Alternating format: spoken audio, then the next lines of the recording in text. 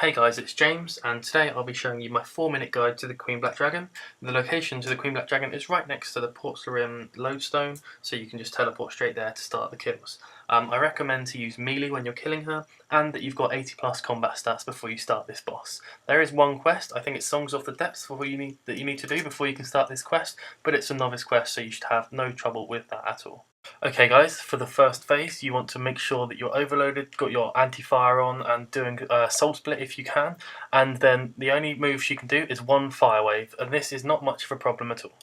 Personally, I tank the firewalls, but if you are a lower combat or lower life points, you can go through the gap, and as you can see where I stand, where I'm mainly attacking, that is one of the 3 gaps that you can predict where the firewalls are going to go. So at 2 out of 3 firewalls you'll get hit by, but that doesn't matter if you have a high life point bonus.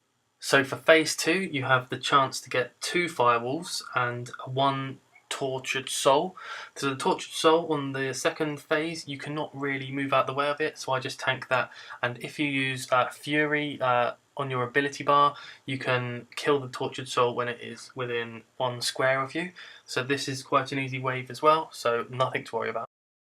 Moving on to phase 3, you can get 3 firewalls and 2 tortured souls. So as you can see in the clip now, when the 2 tortured souls spawn, you can step down from one of the tortured souls, and both of the specials that try and hit you from the tortured souls will kill one of the tortured souls. It might not make much sense from what I'm saying, but if you look on the screen, you'll be able to see this happening. And finally, onto the last wave, which is considered the hardest and the one that people mainly die on.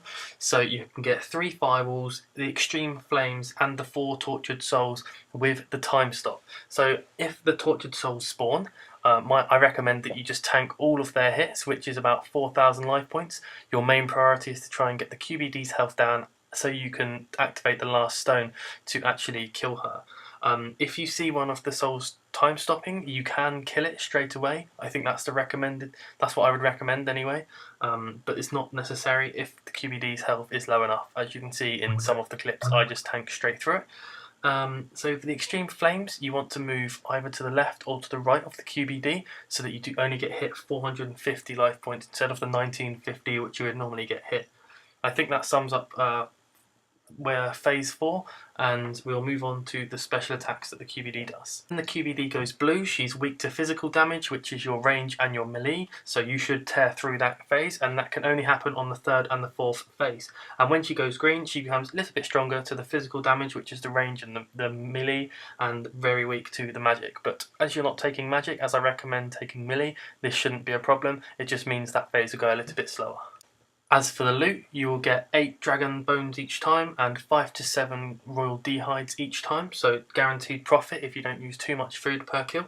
And you can also have the chance to get a dragon kite shield and the draconic visage, also the dragon bone kit, which isn't worth a lot at all anymore, and the royal crossbow pieces, which are about 500,000 each.